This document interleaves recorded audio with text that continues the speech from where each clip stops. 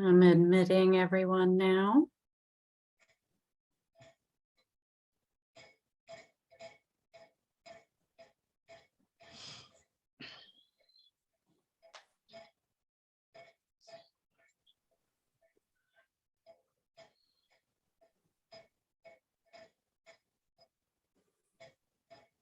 Good evening, everyone. Thanks for joining. We're still letting folks in, so please hang out. Keep your mics muted. Cameras off, please, till we get started. That would be wonderful.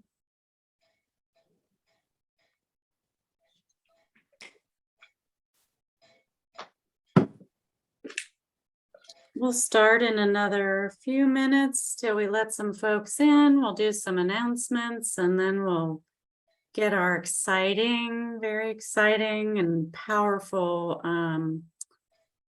booster session started this evening. You guys are going to love this. This is going to be an amazing night.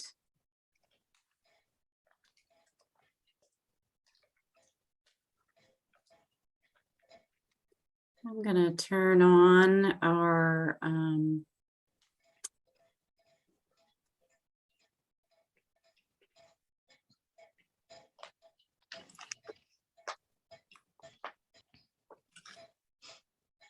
transcript.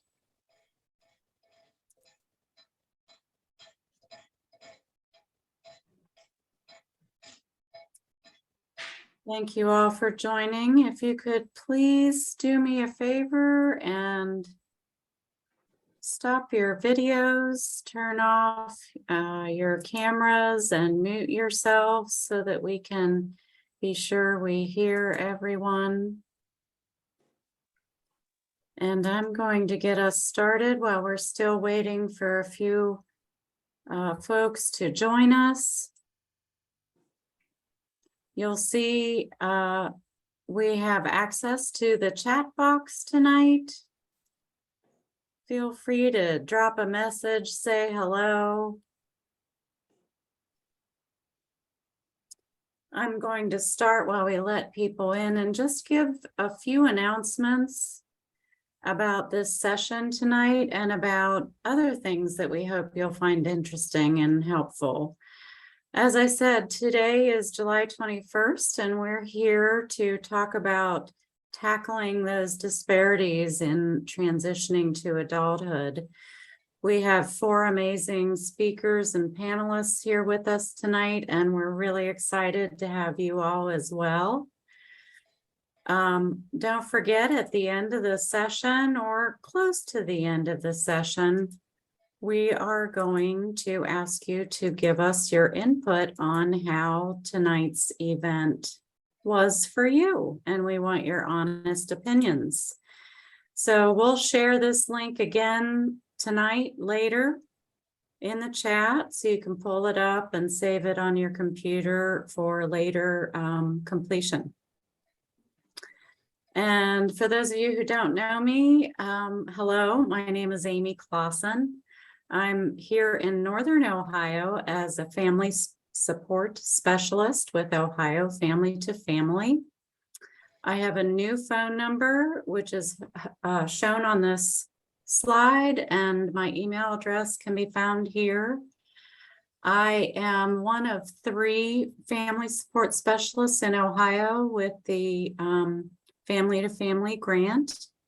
And we're here to assist families who have children with special needs and disabilities in any system in Ohio, and whether you have questions, need support, need resources, or want to join in free trainings just like tonight. That's what we do. So we're here for you as well. Outside of trainings, that is. So that's a little bit about me and Ohio Family to Family.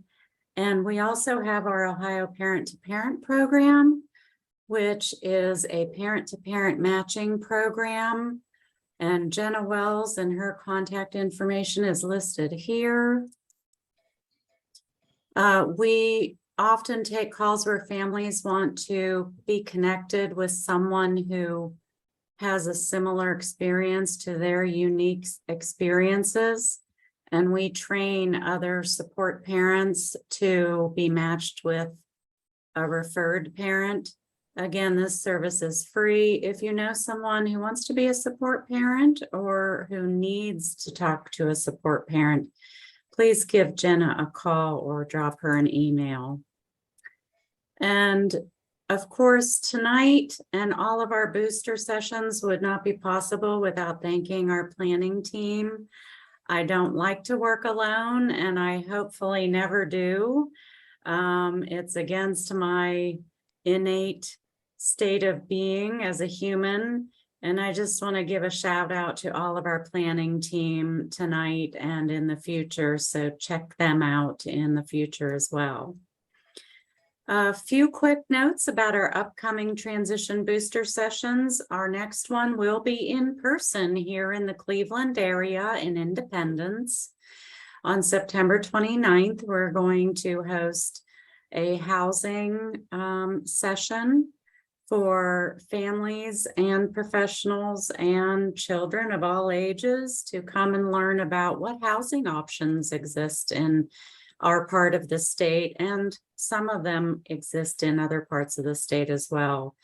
So save that date and check out the slides later on our website. We'll be posting this information. And then, of course, in November, we'll have one about college and careers, which is another hot topic for families who have teens and young adults with disabilities entering adulthood. So thank you for joining us tonight. I wanted to give those brief introductory welcomes, give people time to get settled in, because we want your full attention. And we're so lucky to have all four of these wonderful ladies and advocates here with us tonight. Nikki, Patricia, Tina, Gwen.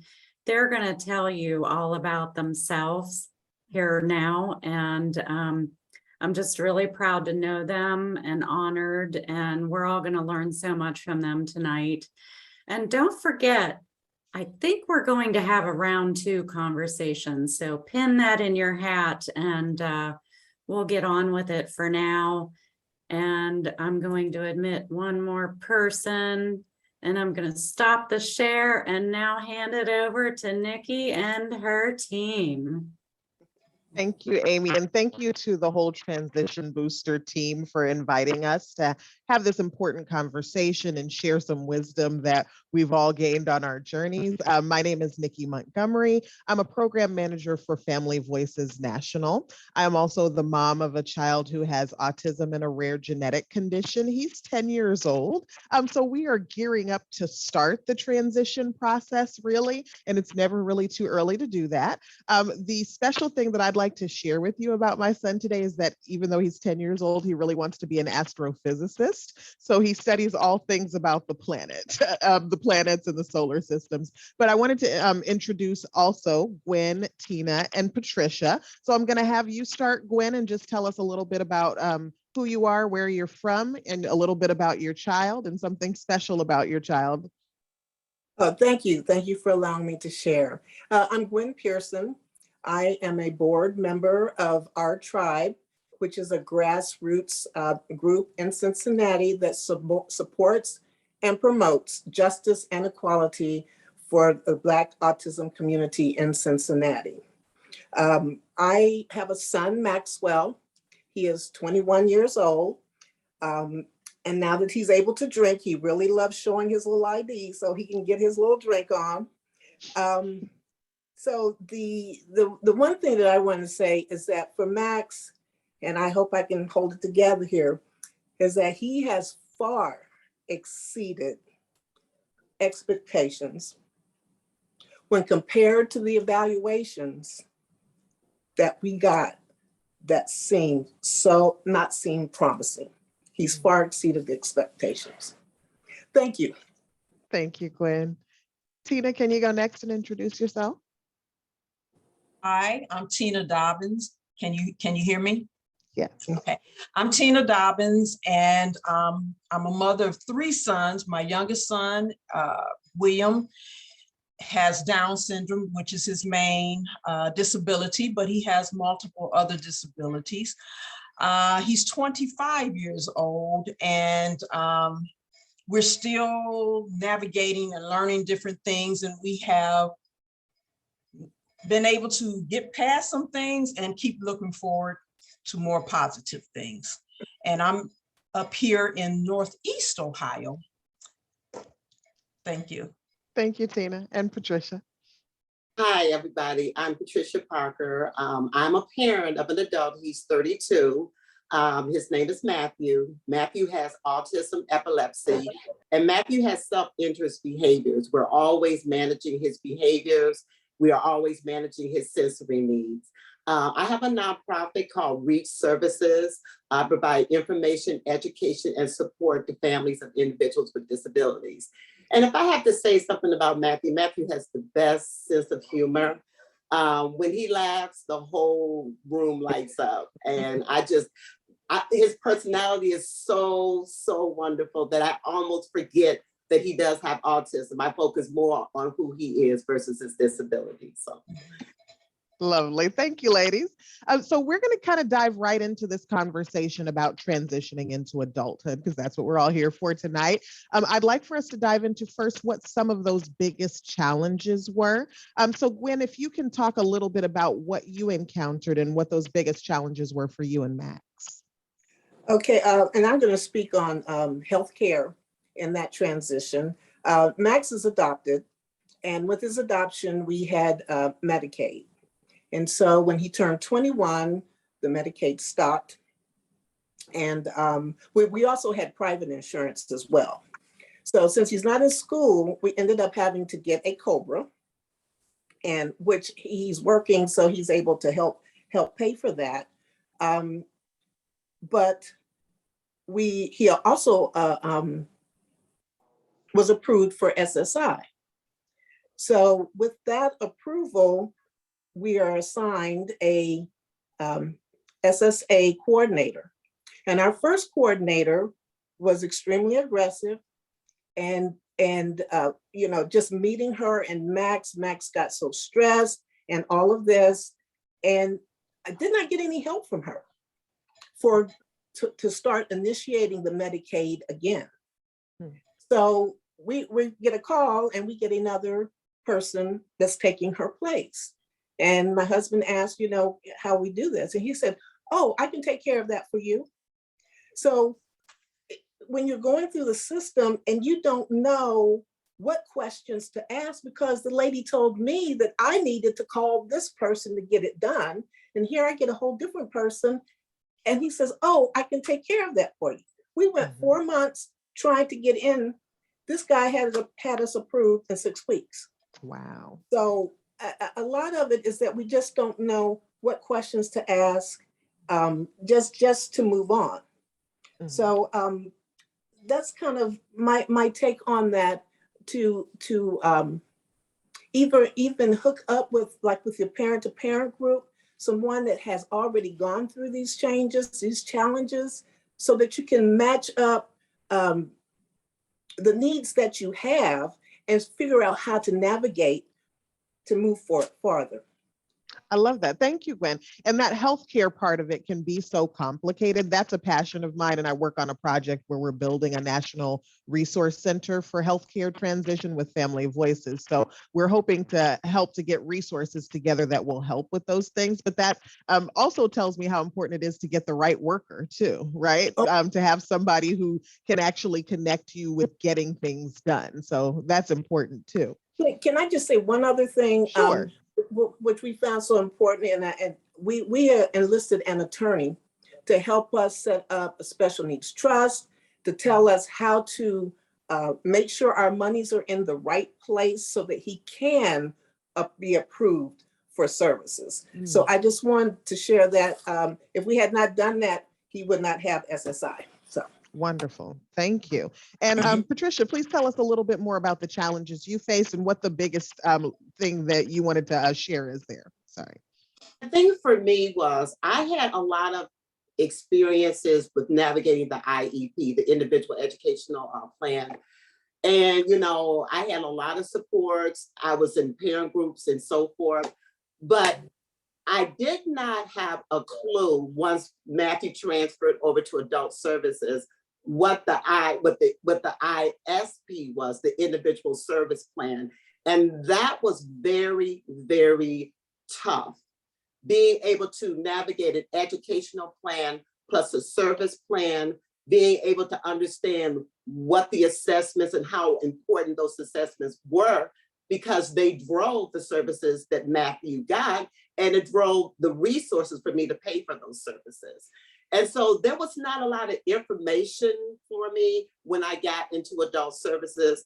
And actually, I call it a different monster.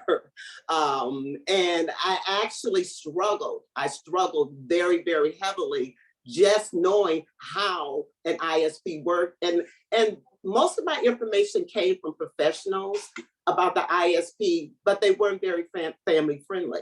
The information that they gave me, it was very, very technical. And it wasn't explained to me in a way that I felt like I could even be a part of the planning of the ISP. So I think that was the biggest thing for me, just going from going from the school districts and IEPs and then actually going into the ISP. I struggled there very heavily. And I think that's such a good point because we all see books and articles and webinars about how to prepare for an IEP meeting. So I think by the time we get to that adulthood and young adulthood, we all know that part, but switching that knowledge to a whole different process. And Pat, I love how you brought out how those services and the dollars to pay for those services, that's an important piece there, because it's not just, we can't make a wish list and assume that it's going to get done. We have to have funding to do the stuff too.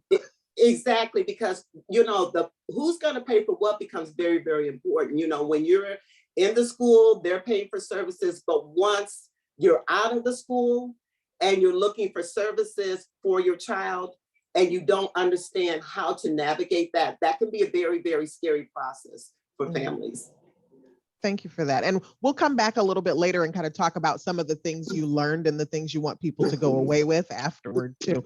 Tino, do you want to tell us a little bit about what your biggest challenges were? My biggest challenges were safety and trust in the day centers. And safety and trust pretty much anywhere, but the schools that I was able to place them in, they really stayed very communicative with me, informative and knowledgeable. So they were a big help. But going to the day center, it wasn't so. And you have to really be vigilant of researching, not just, you know, when you go there, yes, everybody going to give you their best presentation, but you have to also still research and make sure it is a place that you feel comfortable. And even though you put your child in that day center, don't hesitate to still pop up sometimes, because, you know, again, they can give you the best presentation, but you never know what's going on when you're not there. So just pop up sometimes, and you'd be surprised sometimes still what you learn, some changes that may have occurred, but never be complacent with just saying, okay, he's there, she's there, everything is fine. No.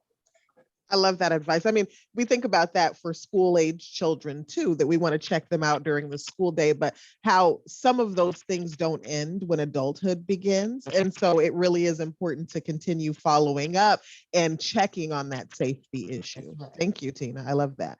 And so when we talk about kind of the systems that we all have to get involved in and know about. Which systems did you find harder to navigate and which ones maybe were easier? Tina, do you want to share a little bit about that? The county board was my difficulty. And again, they wasn't to me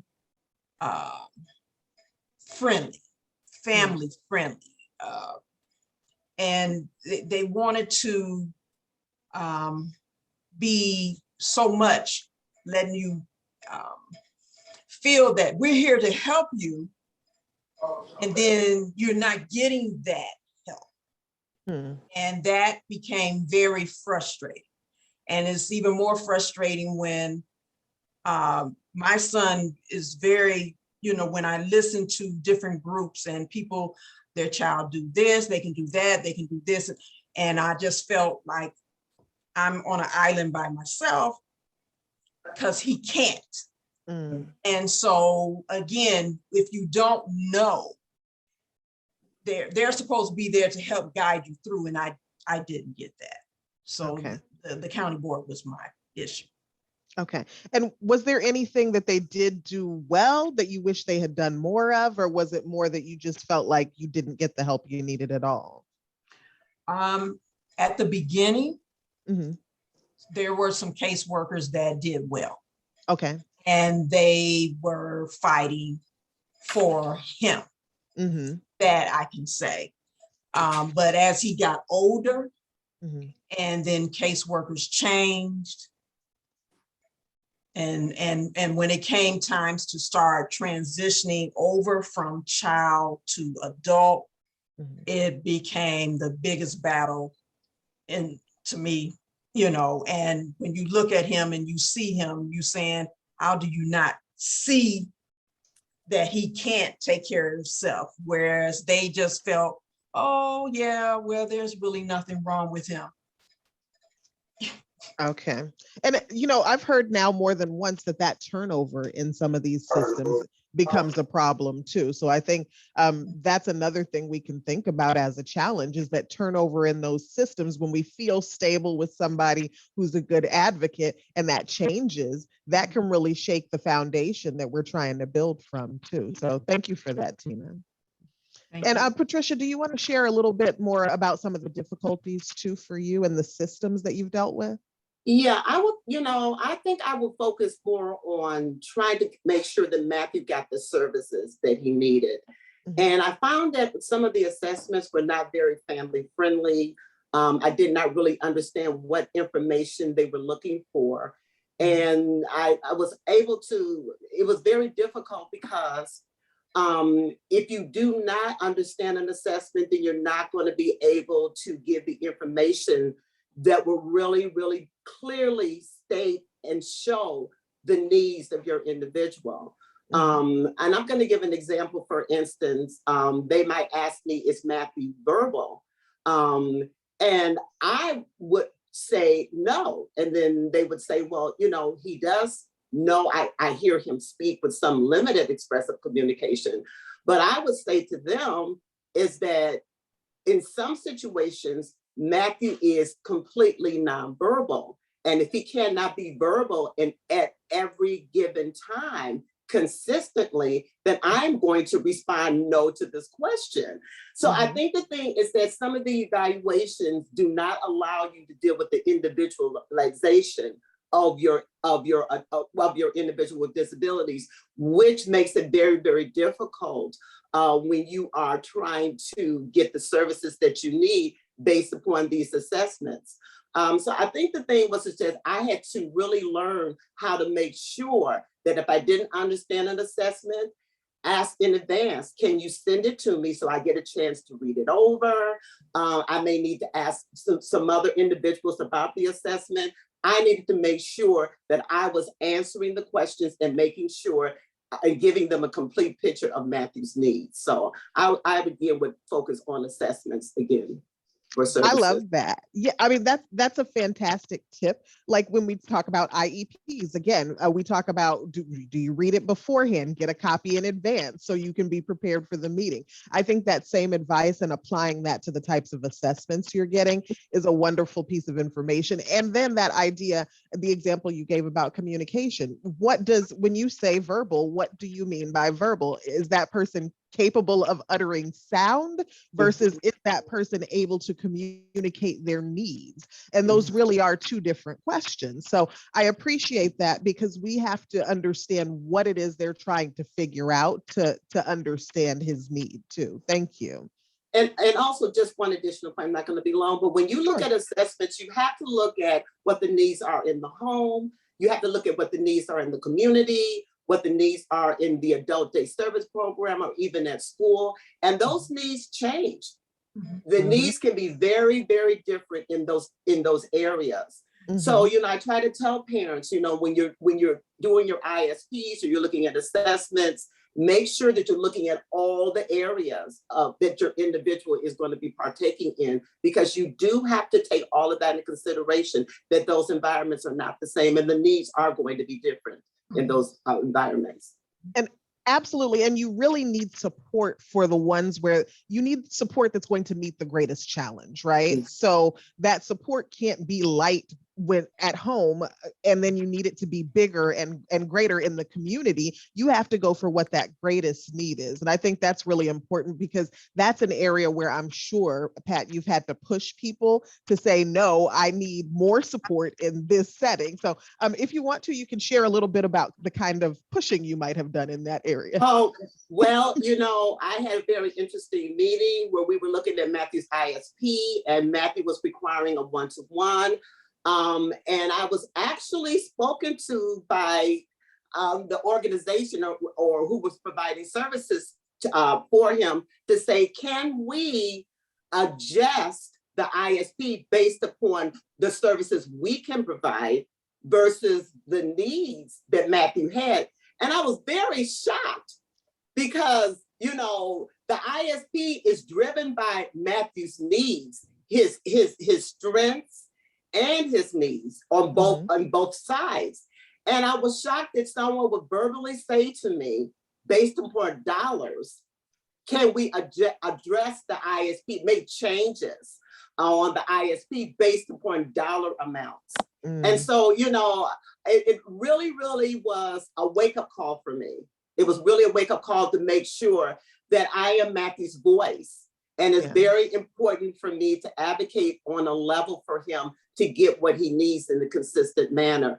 And of course, I did follow through, and Matthew did continue to get his one-to-one because he needed his one-to-one. And, another thing that I've kind of learned is that, there are certain assessments that might be given, but I always encourage parents to get independent assessments too. Because assessments actually drive those services. Everything, we want to talk about what our individual needs and be very verbal, but documentation, I'm learning, documentation from assessments, what drives services, especially when it comes to dollars and cents. Thank you. Gwen, do you want to add anything here? I agree with everyone, because the system is so confusing. There's so much paperwork. You need somebody to walk you through it, to hold your hand.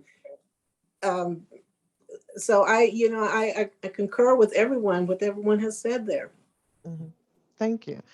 So when we talk about these challenges, then let's think about what would have helped the processes go more smoothly and help you solve problems more effectively in that process. So Patricia, do you want to share a little bit about what you think would have helped you out? I think if I had had a stronger sense of community from other individuals who had already been in the adult day world, adult day services, that would have helped me. I really felt very alone. I really felt very isolated just going into adult services. And again, trying to get my questions answered by professionals was not always the answers that I was able to understand, or again, they weren't very family friendly. And so I think if I had had a community I think if I had had more training, even during the transition process, more information was given to me about the ISP, about how important those services are, about assessments during the transition process. I think that would have had a greater impact on me, just having that information during the transition process. And, I got information, but not the information that I needed to navigate a totally different system. Thank you. And that's so important, because I know professionals want to help, but sometimes they hand you a pamphlet. Pamphlet might not even be well written, might not explain things well, but they feel like they've done something by giving you information, but it's not useful if you can't use the information they give you. So I appreciate you bringing that forward, because I think that's an important consideration for professionals who might be listening tonight too. Thank you. And Gwen, do you want to add anything to that? What would have helped you solve more problems more effectively, or your problems more effectively? Well, through our system, we had support through the school from the very beginning that led us through to help him navigate through adulthood. And we were just blessed with that. So, again, no matter what step you take, you've got to fill out paperwork for this. And my thought, and it would be a great thing for everyone, if there was a centralized system where everyone can put in the child's information. It can be updated periodically, where you go to this service, to that service, to this service. They can download that, and you do not have to fill out all these papers every time you go somewhere. So that's a big dream of mine, to help people move forward. You spend hours and hours with this paperwork, and you're saying the same thing, but it's going to a different agency. It makes no sense. I love that. And what about you, Tina? Do you have anything you want to add here about what would have helped the processes run more smoothly for you? Luckily, high school, I was able to get him into a different school system. The school system I had him in from elementary and middle school, that they were not good at all. And I was able to find out that they only able to keep the children in school till they turn 18. And so I was able to get him into another school system in high school where he could stay till he's 22 years old. And they really was very helpful to me. I cannot take that away. But some of the frustrations, people think when you fill out these forms, everything is always either black or white, yes or no. And everything isn't that. It isn't that. And I did agree with Patricia, my son, he can't communicate like that. I will see a 3-year-old that can communicate on a lot of things better than he can. And there are certain things that he may say yes. And yes may not always apply to the situation. It could be no. Yes. Oh, but they put it in, the county had put it in there like, he could talk like a regular person. No, he can't, and so the school system that he used to go to, they were fighting along with me. So I'm very grateful and blessed to have had them. But, now it's just been me and that battle. And so if they could just, when you see something, that's the frustrating part. Don't treat it like I'm taking something from you. Treat him and anybody else like a human being, like you want to be treated. And so, I'm getting reared up. Sometimes I'm coming in for the battle because you don't mess with mine, and when you constantly hear no, no, no. And so sometimes I got to step back because it becomes so much. And then when I step back, I breathe, but I'm coming back in the battle because I'm going to fight for mine. You got to fight and don't Yeah. give up. I'm gonna stop now. Thank you, Tina. We all need a deep breath after that, right?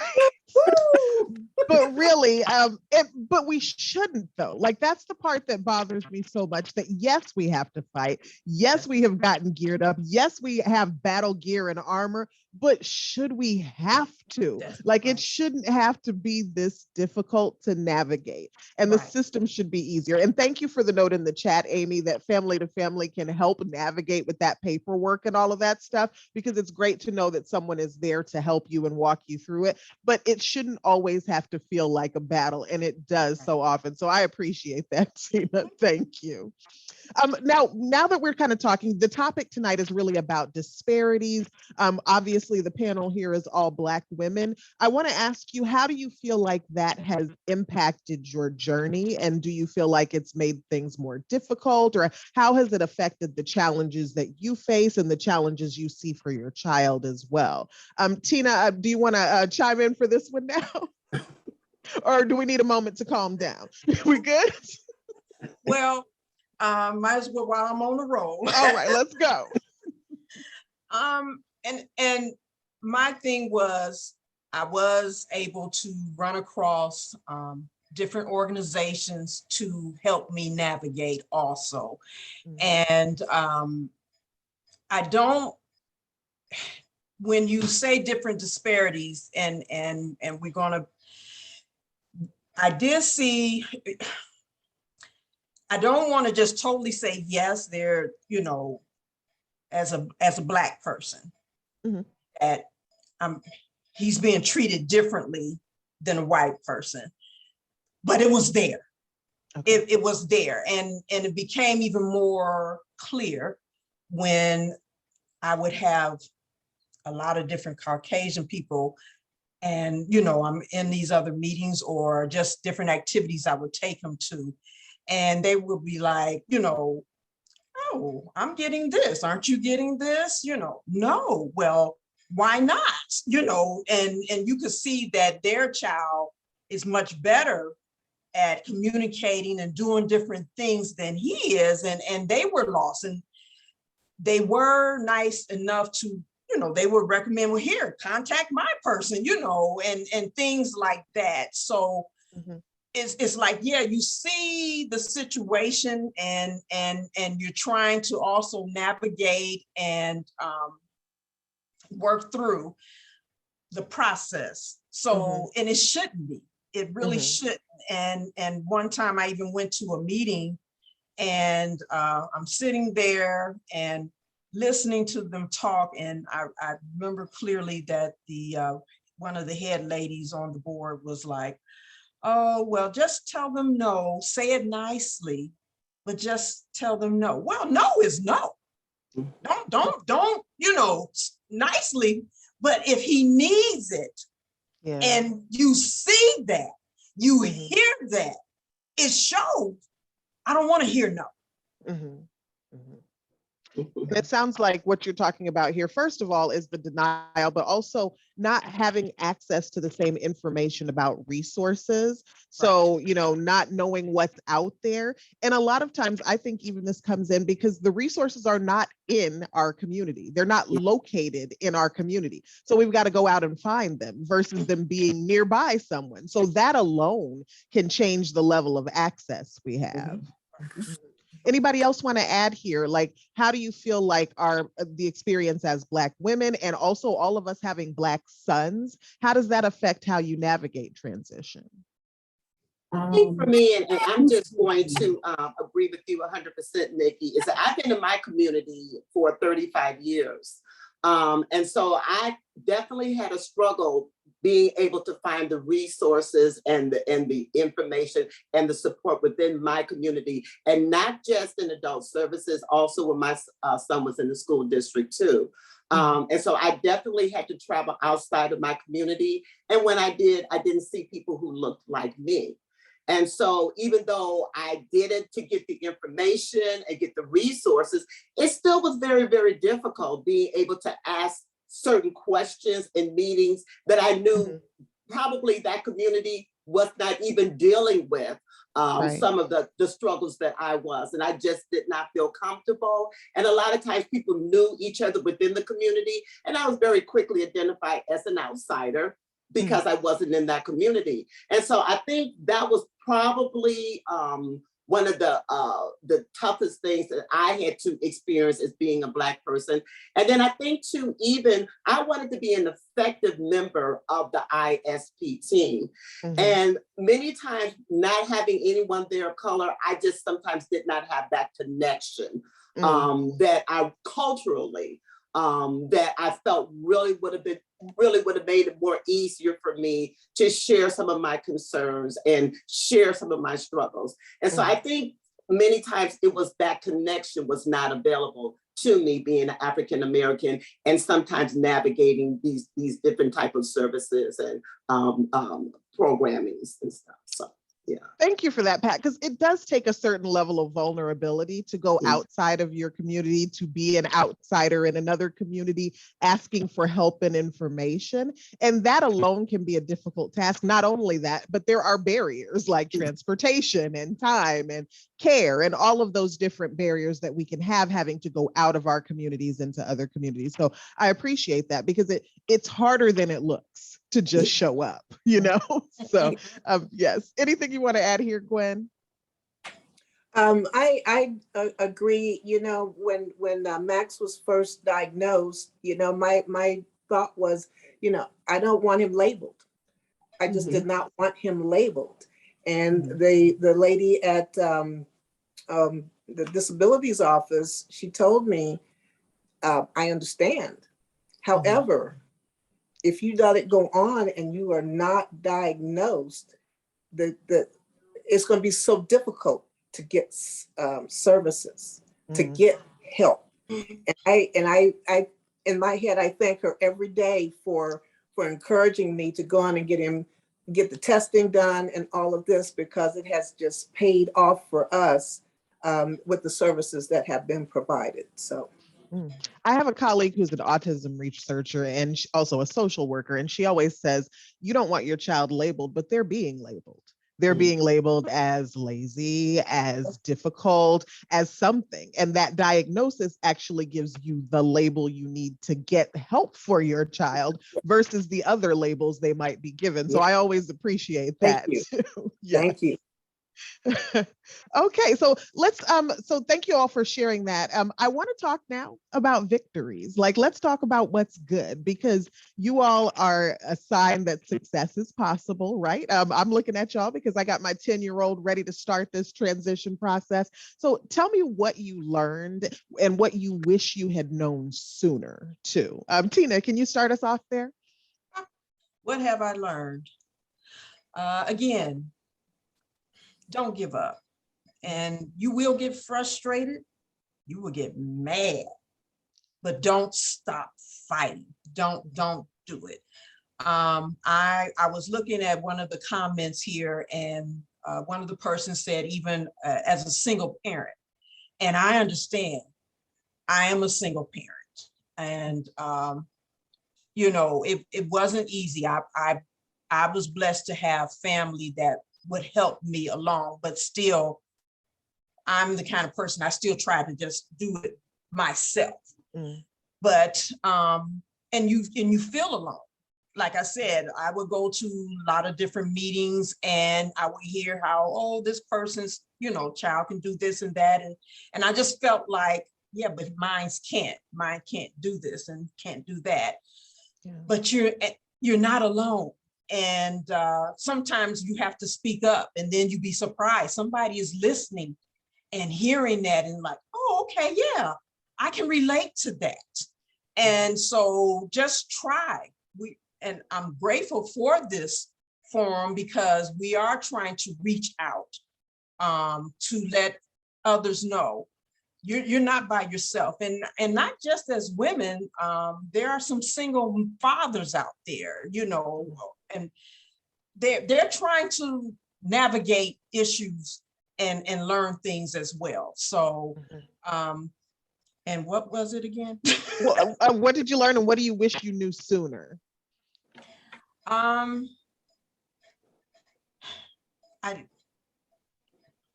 I can't really say what I wish I knew sooner, because I just think it was just meant for me to learn as I went. I'm just grateful because my father and family members used to say, well, how can we also get this information to other people of color, and to help navigate. And we also have to try to find, organizations to join and learn and sit and hear things. And a lot of things, again, I would also learn just constantly being in the hospital, and another parent would look at and they would see that their child had something, and they would, this is what I did, and I remember another parent telling me, we got to help each other. Yeah. And that was a bam. She said, we got to help each other. Your son look like he can need this and that, but this is what and they don't want to tell you, but this is what you can do. And so I try to, if I find out someone needs help, or if I see something, I try to speak up, hey, how can, I help you, and this and that. And if I don't know, I'm trying to call Amy or somebody, such and such, this is what I ran across. Can you tell me how I can navigate this, or I will send whatever I have to someone, pass this along. This is how you get, certain things. So, I wish I knew everything ahead of, But I love what you came up with here. We can't depend on other folks to come in and save us. So it's our job to reach out to each other, support each other, share information with each other. And so I think that's an important thing to bring forward too, that it's not always going to be delivered to our doorstep. We do have to fight for it, but it's also our job to pay that forward and make sure that we're sharing with others too. That's right. Thank you. That's lovely. Pat, do you want to share anything about what you learned and what you wish you knew sooner? You know what? I think I would focus on Matthew's funding streams because, Matthew now has a dual diagnosis. He has a mental health diagnosis and he has his autism diagnosis. And, Matthew has an anxiety disorder. He's also OCD. And so what I found out is that I could get more services for him because of this dual diagnosis. And I wish I had known that sooner. And so the additional services that he gets from his mental health supports helps him in the community, because that's a lot of times where he struggles with his behaviors. So I just think that when, as parents, we are looking at how we can pay for the supports that they need. So for me, the dual diagnosis and being able to get those dollars that come through Medicaid and has nothing to do with his waiver dollars is a plus for Matthew.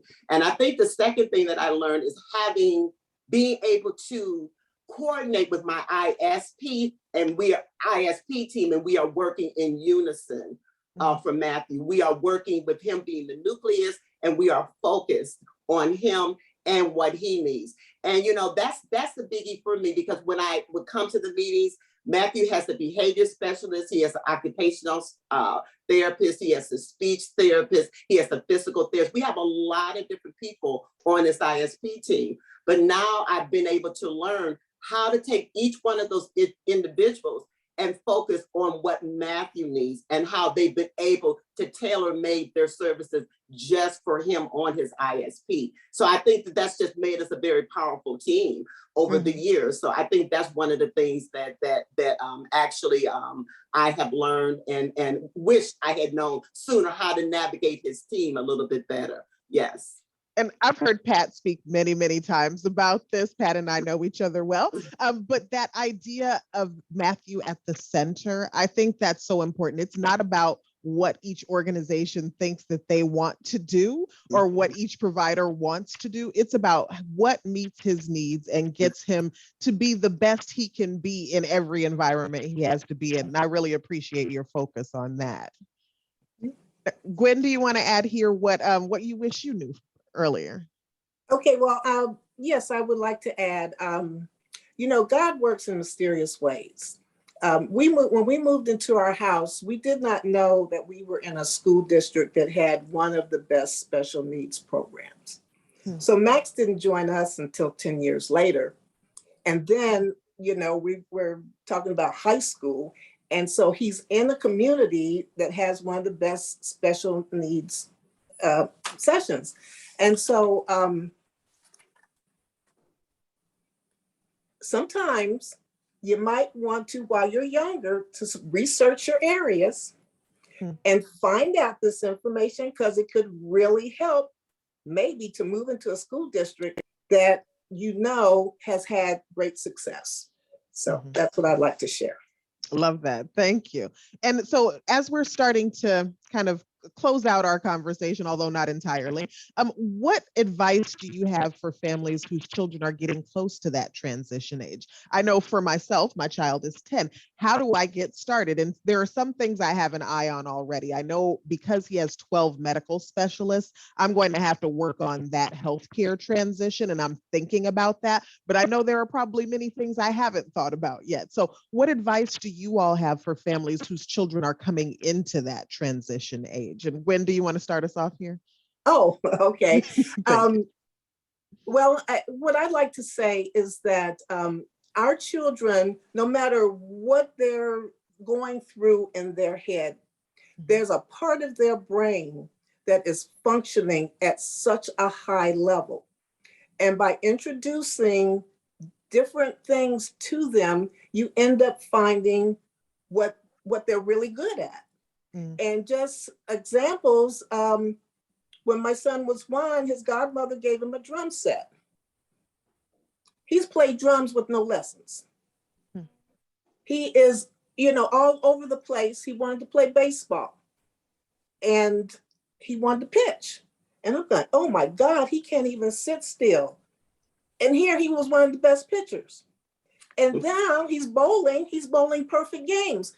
This is why he has exceeded all the expectations that were in those evaluations. And it just feels, I'm sorry.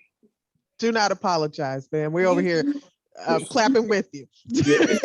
You just have to throw things at them and see what happens. And you just never know. You just never know. I love it. I love it. Thank you for that. Our children have talents and gifts. Yes, they do. Yes, And they do. we can't forget that. And they surprise you sometimes. So I love that you're not letting yourself be limited by a prognosis or a diagnosis. My son uses a wheelchair. We concocted a way to get him to use a skateboard in his gait trainer.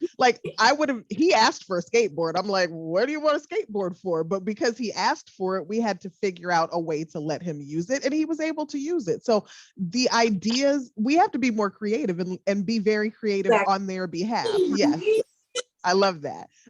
Pat, do you want to share something here too? What advice do you have for family? I would just say, start building your community if you don't have one. I mean, community with parents whose children are school age, but also community with parents who have adults. That's very important. I tell parents a lot of times, the IEP is for up to 22. The ISP for many of our individuals is for the rest of their lives. And so, I just encourage you to start building that community, start getting information from parents who are seasoned, who's been doing this ISP process a long time, start, asking them questions along with the professionals, because you're always going to get an insight from families that you're not always going to get from professionals.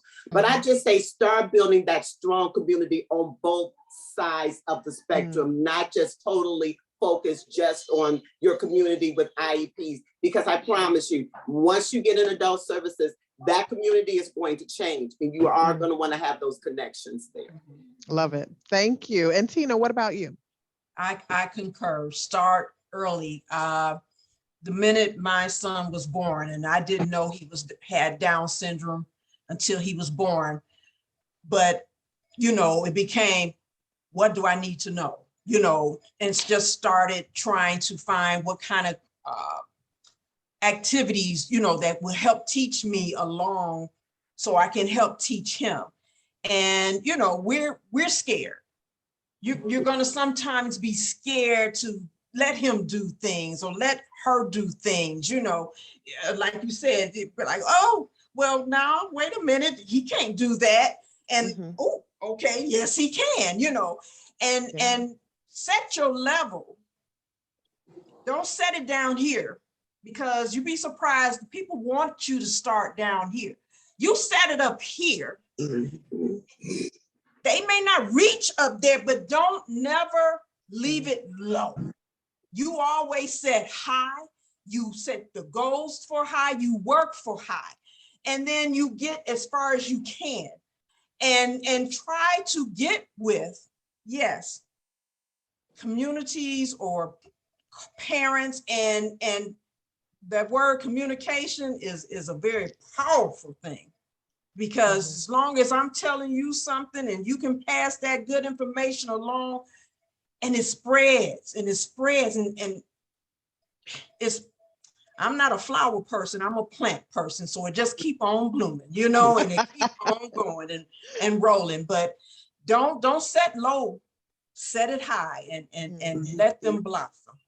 I love it. And one thing I want to add is the idea of shared decision making, which means as much as your child has the capacity, involve them in that process, hear from them in that process. Because, you know, I know a lot of times we get pushed toward set up yourself as a guardian. Not every child needs a guardian. And so as they grow into adulthood, there are many different alternatives to that, where you can still be able to help guide without being the guardian and give them that autonomy. And then there are those of us who do need to be a guardian. So just keep in mind that there are many ways that your child, as they are growing up, can participate in the process of deciding on their future, and that we can't just close them out of that. I know there are lots of young people with disabilities who are able to make decisions and don't want to have a guardian and all of that. And so it's just important to remember that just as there is a spectrum of skills, there's also a spectrum of different interventions we have available as families. And we don't always have to say, well, this is going to be my job to lead for the rest of my life.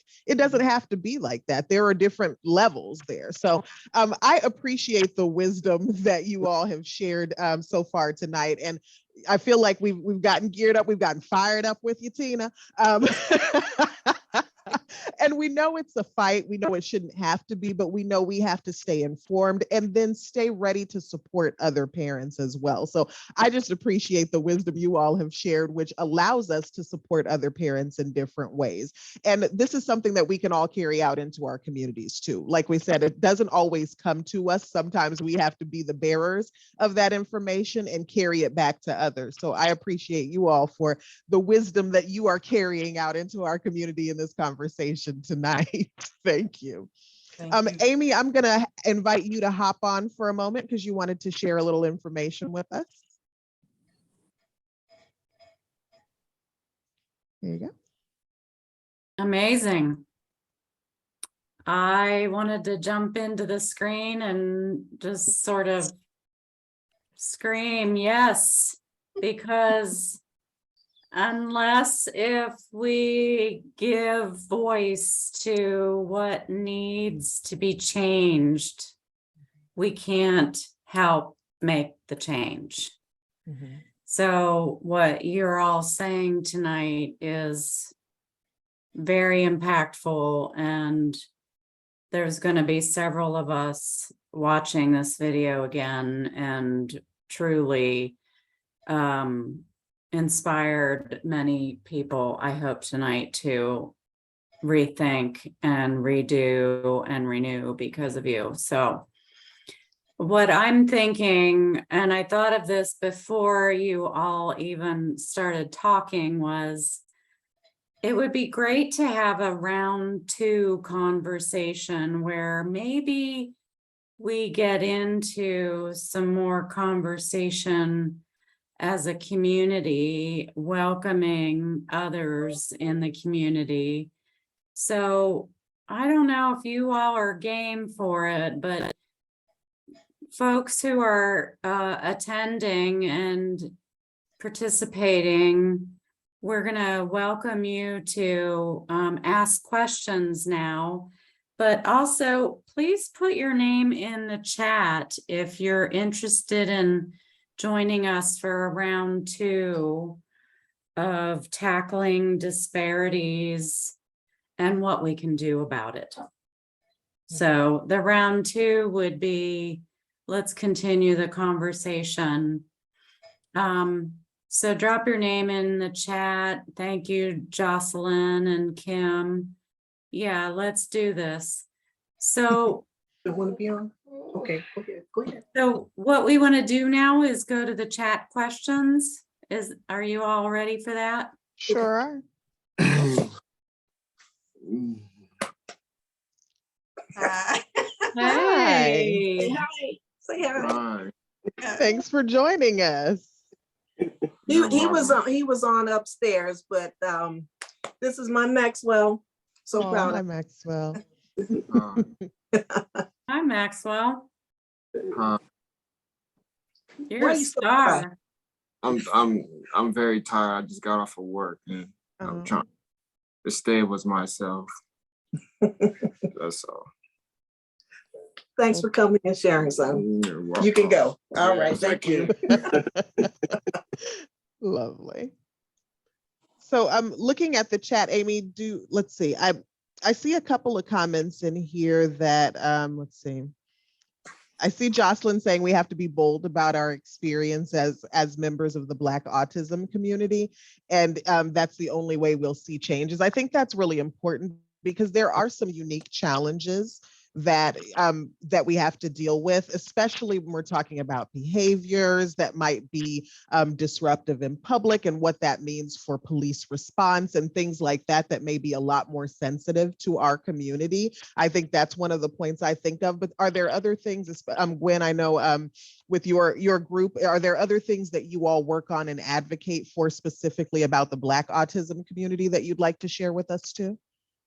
Oh, yes. Well, right now we are hosting a lot of events where we're getting a lot of families into our Facebook page, and we're hosting events where we're able to socialize with different people. We're actually having a bowling event coming up in a week or so, and we're really looking forward to that. We've had a bike riding so the kids learn how to bike, and we had an amusement area where we had a sensory room for the kids where they could go. So right now we're doing the socialization, and we're looking to do much bigger things in the future. I love that with the community support and the fun activities too. I think that's a wonderful thing to have where you can build that mentorship model that we talked about really too. Love Yes. it. And I'm looking, I see another comment here. So one of the things that someone mentioned is they see families regardless of race. And I think one of the things I wanted to bring up, my background is in health literacy and plain language. And one of the things I think is important, not just dealing with families of color, but dealing with families who might have English as a second language. It was mentioned before, if you give me material, it needs to be usable. And so some of the time, professionals really have the responsibility to create materials and to communicate in ways that people can understand. And there's an assumption that if I just put it on print and hand it to you, you got this is fine. Literacy levels vary. In different communities, 25% of people in the United States as a whole are not functionally literate. That's a thing we have to remember. And so when we are communicating, it needs to be accessible, and thinking about that accessibility, not just for the parents, but also for the young adult who's coming into transition age. So to me, that communication is still key here, and how we communicate with families needs to be something that works for families and not just something that you devise as a professional and say, they should get this. So to me, one of the background pieces I would say here is that if you are a professional who's communicating with families, you need to make sure that those families really understand what you're giving them.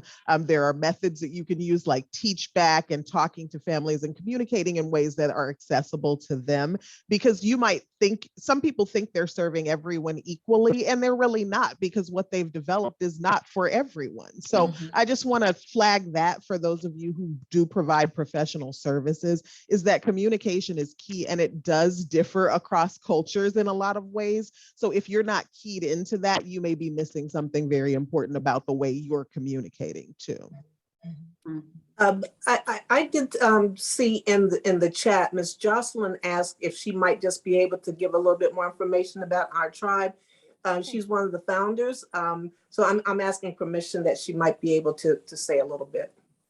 Yes, and I would say, right on. Let's get her out here. Come on board, Jocelyn. Yes, I am not going to turn my camera on because I'm looking especially rough, but I do want to share, add on to what Gwen was saying about some of the things that we're involved in. Yes, building a community is very important, but we are also very interested in making some systematic changes down here in Cincinnati, because there are reasons why we find our children at the bottom of all these outcomes when it comes to diagnosis, when it comes to services, and when it comes to treatment.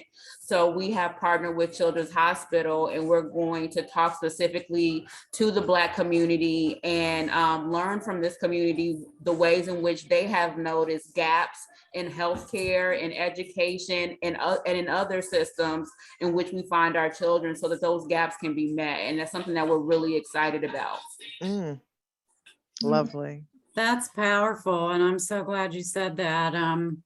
I know that there's some folks on from other agencies and hospital settings on the call tonight, so keep us posted, Jocelyn and Gwen. So I should note too, it's good to note for those that are still left on the call that, we have people here from all over the state tonight.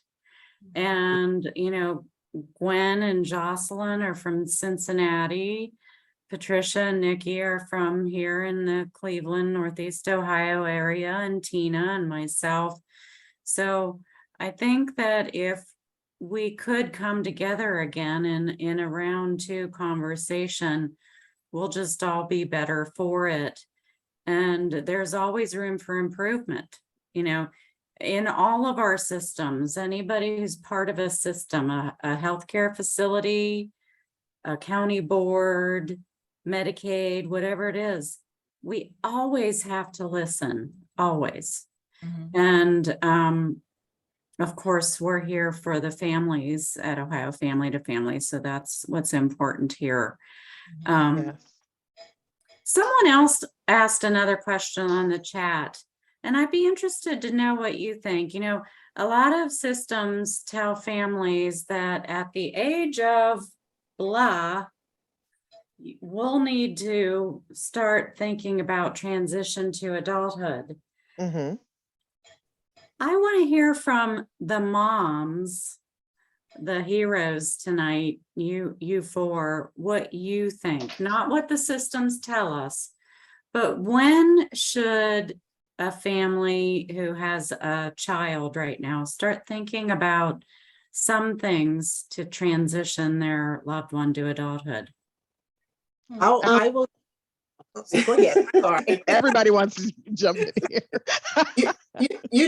Amy, I think it's very individualized. You just can't have a, cookie cutter for everyone. I mean, for Matthew, I knew he was going to stay in the school district up until the age of 22. I know they were hoping that we left the school district, but that was not going to happen. But I knew that all of the services that he needed and how extensive those services were. Like I said, Matthew has self-interest behaviors. He went to Cleveland Clinic School for Autism. That school was at that time, $65,000 a year. And we were always working on behavior management, sensory, personal space. And so my thing was, okay, once he gets out of the district, who is going to assist me with all of these services? And unfortunately, when Matthew did come into adult services, hi, Richie, I see you. She sees you. That's my buddy. Yes. Matthew did fall through the cracks. He was on no meds when he was in school. He got into adult services and he was completely back on meds. He was rotating out of one adult day service after another because they did not have the structure. They had no ABA knowledge. The staff did not have the education. So my son literally fell through the cracks after having a $500,000 education paid for by the Maple Heights City Schools. And so my thing is, that says something is broken, you know? So it's very individualized. I think it's all about looking at the services that your child is going to need once they leave that district. Who's going to pay for them? How extensive are they? And then that's how you look at your transition plan to make sure you have on the other side those pay sources in place. So I think it's very individualized. I don't think it's just can be one certain time for everyone. I think every parent has to look at it based upon the needs of their individual. And I agree because again, this school system he started out with for elementary and then middle school, I knew I found out later on he had to get out of there because they did not allow children to stay till they're 22. So once I got him into a school district and one of the best school districts out there, and he was able to stay till he was 22, I really didn't start focusing on the transition until he was 17.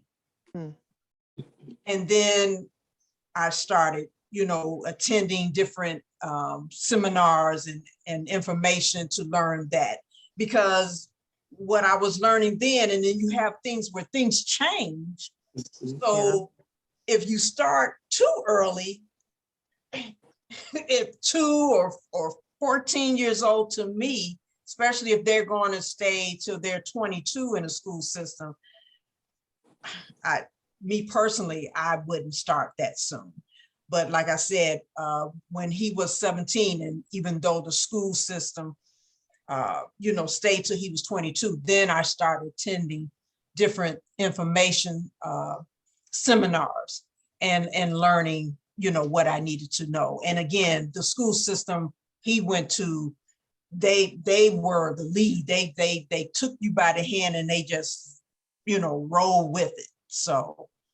Well, I'll add here, my goal is to start very early. So like my son having as much medical complexity as he has, we've started talking about things that will help him in a healthcare transition already. So what does it look like to have a grown-up doctor? How is that different? What are you going to be in charge of when you're managing your own healthcare? You're going to have to make your appointments. You're going to have to call in your prescription. So even though he's 10, we at least are starting to talk about how it's going to be different. And so that's a start to the conversation. Even if you're not full-fledged into transition, what is it going to be like to be a grown-up? What kinds of skills do you need to have as a grown-up? So even now, if he's going to a doctor's appointment, he knows which specialist it is, what that specialist does and looks at in his body. I have him generate a question to ask that specialist when we go. So he's already starting to participate in his own healthcare conversations. And as he's growing, we're talking about what his career choices might be, where he might want to go to school. So we really are starting to talk about adult life now. And to me, that's just the beginning, you know, so at this stage, at 10 years old, that might be all we really need to do for a little while. But this is where you start to build a foundation to say life is going to change as an adult, and let's figure out how to make sure you know how to manage that. And that's also another key point. See, her son has that mentality, whereas my son doesn't have that mentality. So it was all on me. And you know, the pediatrician, they have you transition out at 22. So it was like, I was able to start preparing a lot of things, you know, around the same time with him. So that, you know, and again, so it goes to the individuals. Right. And I would just like to add, in our school district, we have the program Project Love, Project Search, which they were able to go into work situations and just to learn how to do things on a job. And then through Goodwill Services, he was able to get a job at a nursing home. So all of that came through the school system. Now I'm drawing a blank. But that came through the school system. And now that he's working, and he's also a type 1 diabetic, so he has to manage his insulin. He understands, he knows how to change his pump. He even says to us, let me help with the water bill. When we travel to bowling tournaments, I told him, I said, you need to be paying for these hotel rooms. When we just came back from Louisville, he said, I'll pay for the hotel room. And so he is learning to That's manage very responsible. his money. So, yay.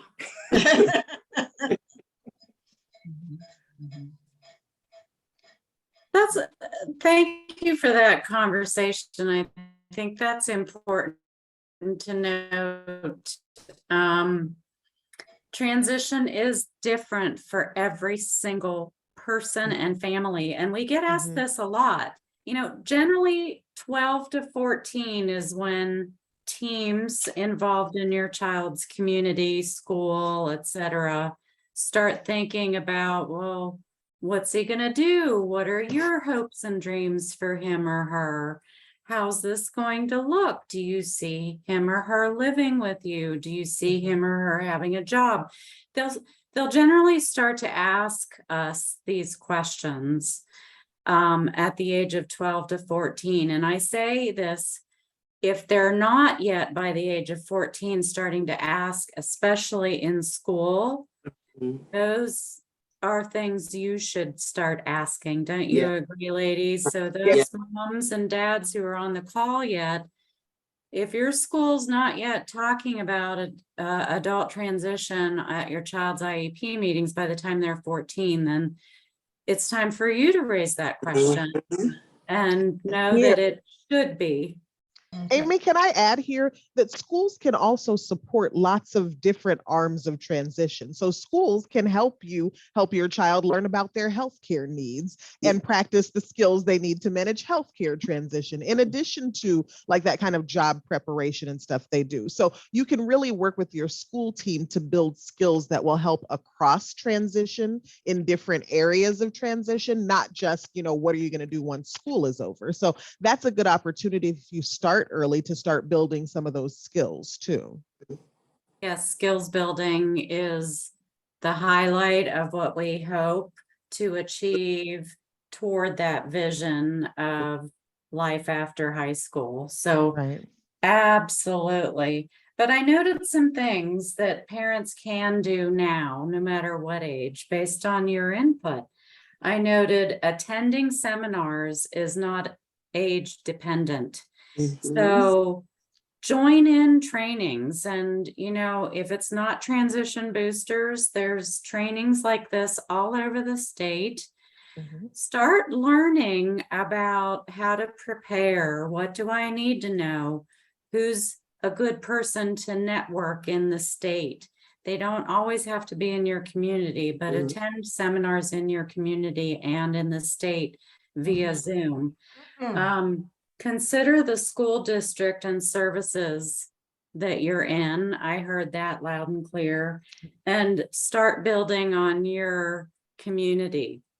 So your community of support, your friends, your family, your church groups, your community center, your local transportation provider, your child's therapists, grocery store attendant who loves to say hello every time they're in the store. All of these people can truly be a source of support for you and your child as they grow up and come in and out of your life. So those are things that we hope that you do now, no matter what age Yes. your That child builds your is. community. And I feel like that's one of the key things we've talked about throughout here is that sense of community that we need to have and that we can help each other with. That becomes so crucial to knowing what to do and what those next steps are in a lot of ways. So I think you mentioned just a ton of different things we can do over time, no matter what age, to start to build that community. Yes. Any last thoughts, questions, comments? Feel free to open mic here. We've listed the survey for those of you to take. Give us your feedback, open and honest feedback. Panelists, do you have anything else you would like to say or ask or encourage? Well, I'll add a plug because Wendy put it in the chat too.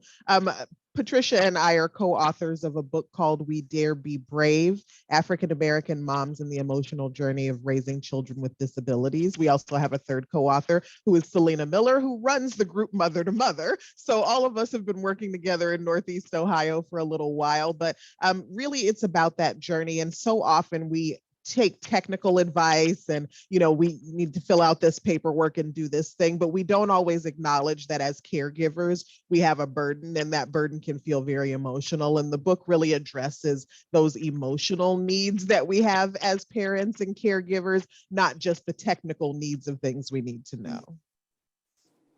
Good. Excellent. Excellent resource. And Star, hello, you're driving. Drive safely. Go ahead. Hello, my name's Star Dobush, and I just wanted to say your idea about connecting with families in the way that they understand. I get to help out and share resources in my professional position, and I think it's good to hear that clarity again and really go back and see how I'm doing my job. So thank you for that point. I'm going to continue working to make sure I have access to all the families that I work with. Thanks. Love it. Good points tonight. Thank you. Thank you.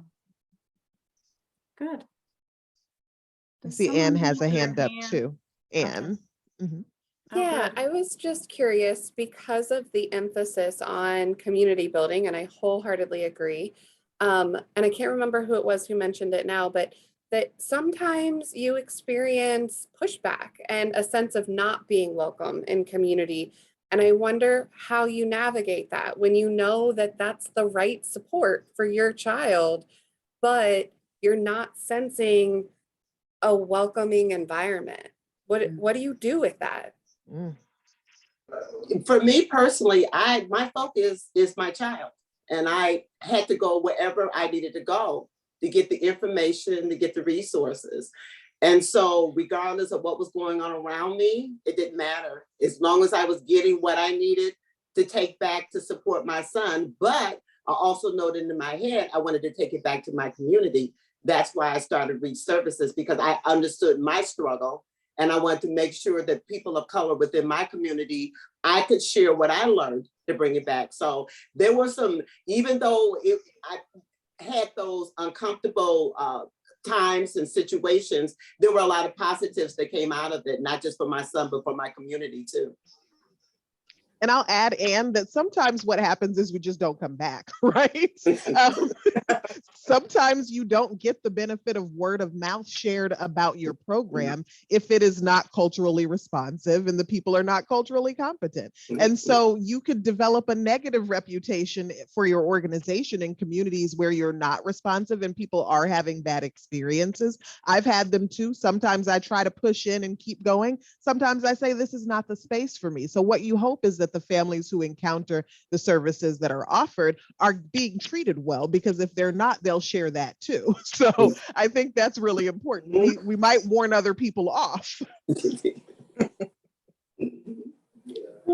And I would say also, if you don't feel comfortable at that particular organization, search and go to another one, till you find one that's comfortable, where you can, feel welcome and everything. Because every organization that I, or seminars that I try to attend, and you look around and Okay, okay, and that's how I ended up meeting with like Amy and the I was online and I don't know how I ran across, and I just joined because I'm determined to learn all that I can to help my son and others. I used to tell the school that he went to, that school system, you know, they wasn't ready for the children's with disabilities and you know, kindergarten. I'm looking around and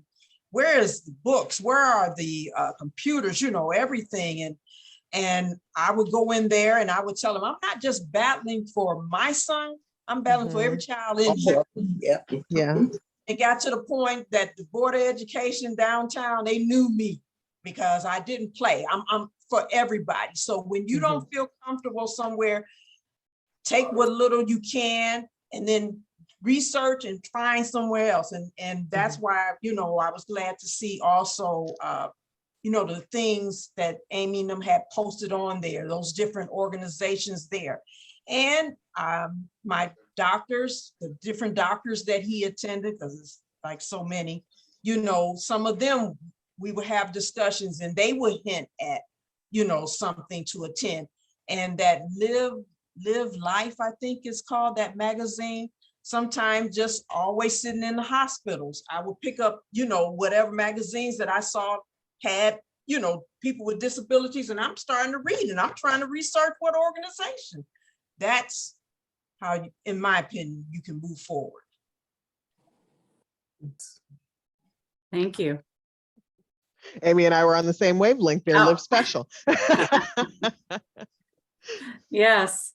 Well, definitely want to check out Live Special because Yes. Pat and Nikki are both in that. Are going to be featured in a bigger and better article, more than just as a champion. So I think we have had a great night, and I hope you all know what a benefit this was to everyone. And I'm really excited to have another conversation. I think that we're all going to keep learning and keep discussing, and with your help, making improvements. So unless if there's any other questions of the audience, I'm going to bid everyone adieu. Everyone saying thank you. Thank you all for attending. We hope you give us your evaluation feedback. And thank you, ladies, for your time, your care, and your energy for tonight. So we're going to Thank you for having us. Thank you. It's been a pleasure. Yes. All right. Have a good night, everyone. Thank you. Thank you. Thanks. Bye-bye. See you for part 2. Bye. Yes.